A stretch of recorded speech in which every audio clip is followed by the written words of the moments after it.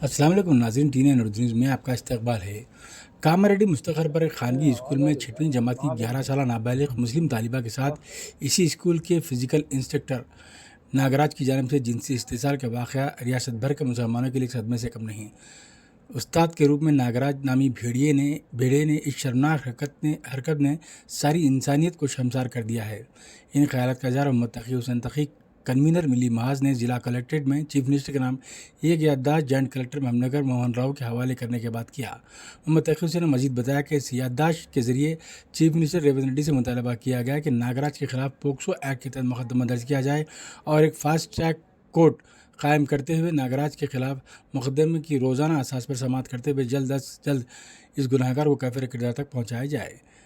Mirza खुद्दूस bag ने कहा कि साबिक़ा हुकूमत ने जिस तरह डॉक्टर दिशा के मामले में अपना मौक़िफ़ अपनाया था, उसी तरह मौजूदा हुकूमत भी नागराज के खिलाफ उसी तरह का मौक़िफ़ इख्तियार करे। मोहम्मद तकी हुसैन ने इन्होंने मज़ीद कहा कि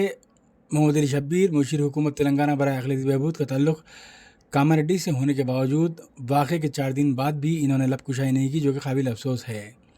साबिक़ा हुकूमत इस मौके पर हाफिज़ इदरीस सिराजी को convener, Abdullah Sunni advocate, convener legal cell Mohammad Noorullah Khan, Abid Moinuddin,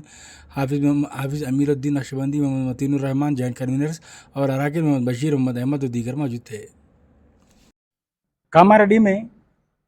एक खानगी स्कूल के पीजी टीचर नागराज ने जिस तरीके से एक 6वीं जमात की 11 साल नाबालिग तालिबा पर उसका जिनसी इस्तेसाल किया है, इस वाक़े ने सारी रियासत के मुसलमानों के जज्बात को मजरूह किया है और मुसलमानों को एक सदमा पहुँचा है। आज हमने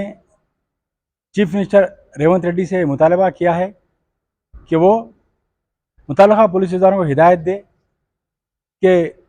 नागराज के ख़िलाफ़ पॉक्सो एक्ट के तहत मुकदमा दर्ज करे और एक फास्ट ट्रैक कोर्ट की तश्कील देते हुए फास्ट ट्रैक कोर्ट में इस केस की समाअत की जाए और जल्द से जल्द खाती नागराज को सख्त से सख्त सज़ा देने के लिए इक़दाम किए जाएँ। देखिए, कामारेड्डी जो कि हमारे मुशीर हुकूमत तेलंगाना जनाब मोहम्मद अली शब्बीर साहब का हल्का है, लेकिन ये वाक़या हुए 2-3 दिन गुजर चुके हैं, लेकिन उन्होंने अभी तक लबकुशाई नहीं की। इस पर भी हमें अफसोस है और ख़ुद चीफ मिनिस्टर के पास वज़ारत दाखिला का क़लमदान है। और कल हमने देखा कि वहाँ की मुकामी एसपी साहिबा महकमे तालीम के ज़रिए तहक़ीक़ात की बात कर रही हैं और जो सो किसी और एंगल से तहक़ीक़ात की बात कर रहे हैं, जबकि दवाखाने की रिपोर्ट में साफ कहा गया है कि उस लड़की के साथ जबरन जिनसी इस्तेसाल हुआ है। उस रिपोर्ट की बुनियाद पर उसके खिलाफ कार्रवाई की जाए और फास्ट ट्रैक कोर्ट के कामारेड्डी के स्कूल में तालिबा के साथ जो सानहा हुआ है, इसके खिलाफ में आज महबूबनगर मिली महाज की जानिब से ज़िला कलेक्टर साहबा को एक मेमोरेंडम पेश करने के लिए वफद आया हुआ था।